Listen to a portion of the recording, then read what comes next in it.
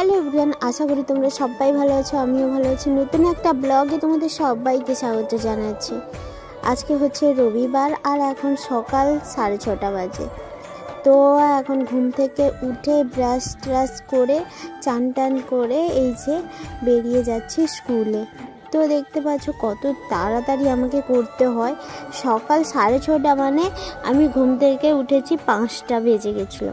তো 5টার সময় উঠে প্রচুর স্পিডে অ্যাকচুয়ালি আর এখন না ঘুম মানে রাতে ওষুধ যে খাই যে ওষুধটা, সেই ওষুধটা খেলে সকালবেলা আর ঘুমটা তেমনভাবে মানে ঝটপট করে ভেঙে যায় না।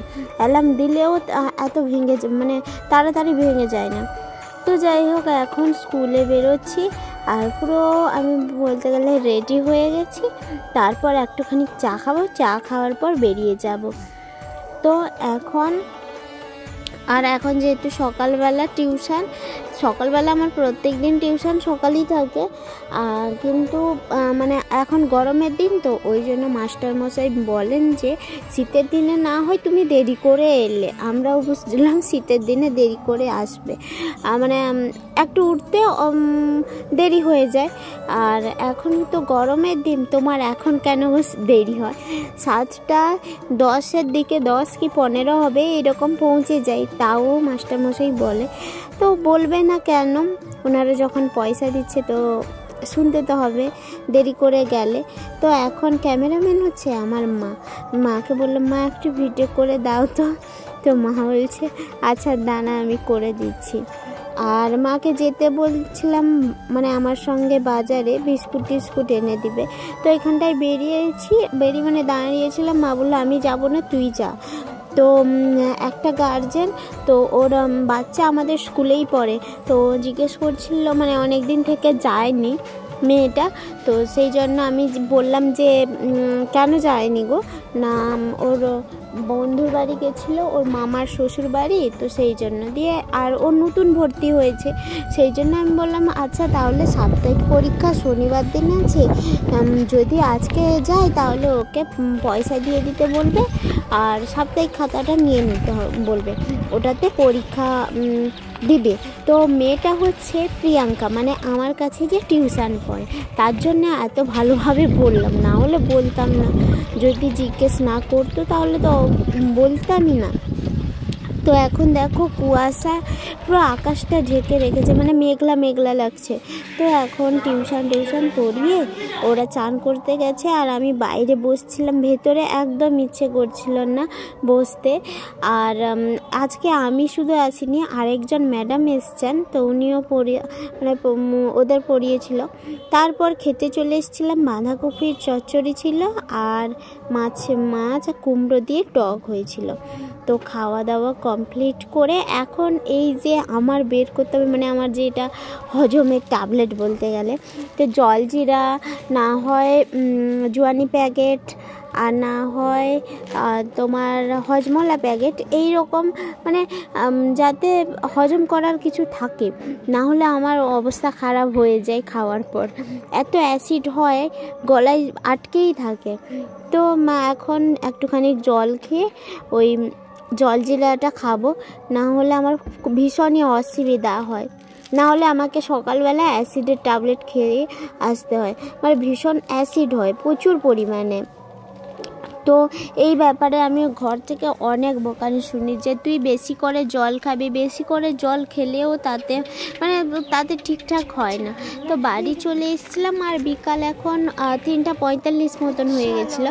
তো এসে এই যে চায়ের দোকানে যাচ্ছি চা খেতে, আর অনিমেষদাকে বলছিলাম একটু হাই করে দাও, তো ও কিছুতেই করছিল না। হাই করে দাও, ও কর দাও।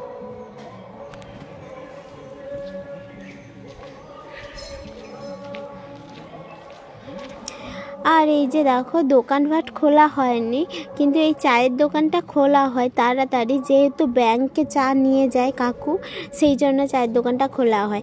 আর আমি বলতে গেলে মানে এর ব্যাংকে চা দেওয়ার পর আমি প্রথম কাস্টমার হই। তো আমার এই বাজে একটা অভ্যাস আছে, চা সকাল সন্ধ্যে চা খাবো, কিন্তু আমি একা খাই না। সকালবেলা যখন চা নিয়ে আসে মা, তখন 3জন মিলে খাই, বাবা মা আমি। আর বিকালে চা নিয়ে এলে শুধু বাবা আর আমি খাই। আর এখন মহাদি চলে এসেছিল, দিয়ে বলছে তুই মরে যা ভিডিও করে করে, তুই চা খাচ্ছিস সেটাও দেখাতে হবে। আর সেটা আমি মহাদি দুজন ইয়ার্কি করেছিলাম। তো ইয়ার্কি করতে করতে একটা কথা বলি, আমাদের বাড়ির পাশে বেশি দূর না, মানে মহাদির বাড়ির পর 2-3টা বাড়ির পর একজনের ঘরে একজন বয়স্ক লোক আর কি মারা গেছে। তো ওকে দেখার জন্য আমরা যাব ভাবছি।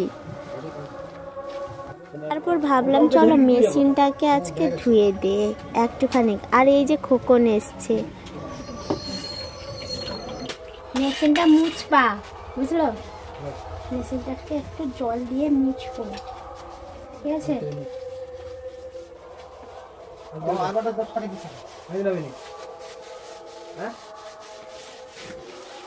আজ 10 টাকা দাও, পরে আবার খাই না, তখন আমি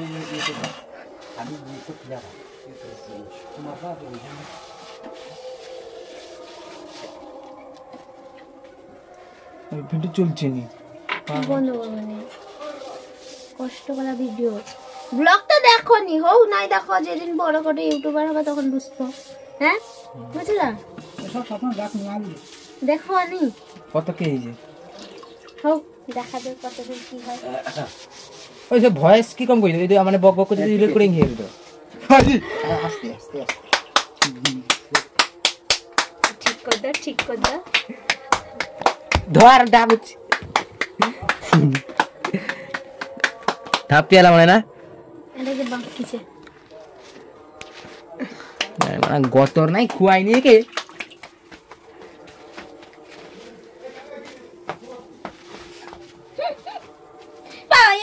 ভালো লাগেনি, আমি কাজ করিনি।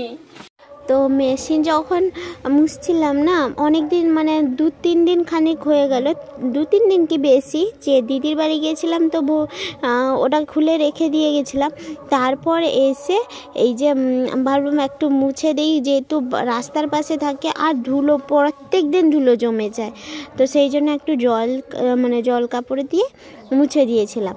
তারপর বাবা বলল তুই ডাব খেয়ে নে, ডাব আমাদের ঘরে মানে বিক্রি হয়, তারপর ঘরেও খাওয়া হয়, সেই জন্য এখন ডাব কাটতে বসে গেছি। আর বাবা যখন খাচ্ছিল তখন আমি ছিলাম না, সেই জন্য বলল তুই কেটে তুই নিজে খেয়ে নে। তো এই যে দেখো ডাবটা পুরো মানে ভর্তি ছিল জলটা, তো মা এক পাশে খাচ্ছে আর আমি এক পাশে খাচ্ছিলাম। তারপর এখন আমি মৌহাদি আর মা যাচ্ছি ওই যে মারা গেছে যিনি, ওনাকে দেখার জন্য। তো মৌহাদি এতেও বকছে, বলছে তুই মরে গেছে একজন, তাকে দেখার জন্য তুই যাচ্ছিস, ভিডিও করছিস। তো আমি তো ছাড়তে চাই না, মানে সবটাই দেখাতে চাই। তো যাই হোক, এই যে দেখো এই রাস্তা দিয়ে ভেতরের দিকে ঢুকতে হবে, 2-3টা ঘরের পরই বলতে গেলে। ঠাকুর ভাই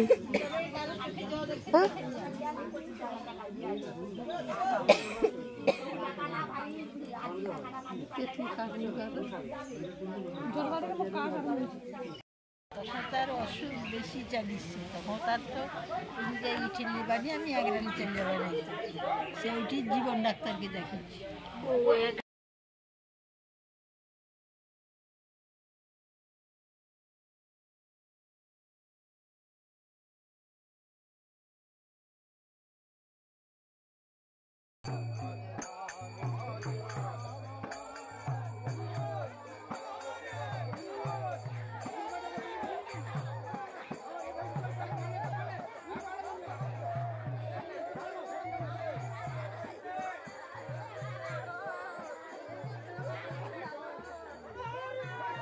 তো আমরা মানে সেখানটায় গিয়ে দেখতে পেলে সবাই কান্নাকাটি করছে খুব। তারপর ওই বডিটাকে নিয়ে গেল।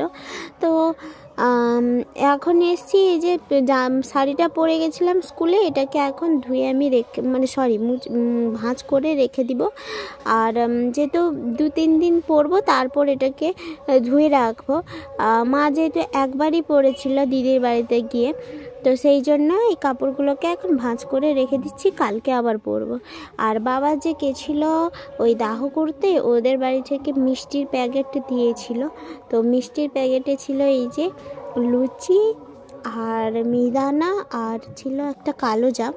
তো খাওয়ার পর মায়ে বের করে দিচ্ছে কমলা লেবু। এটা নিয়ে এসেছিলাম এগরা থেকে, যেদিন ওই গলার চোখেরটা আনতে গেছিলাম।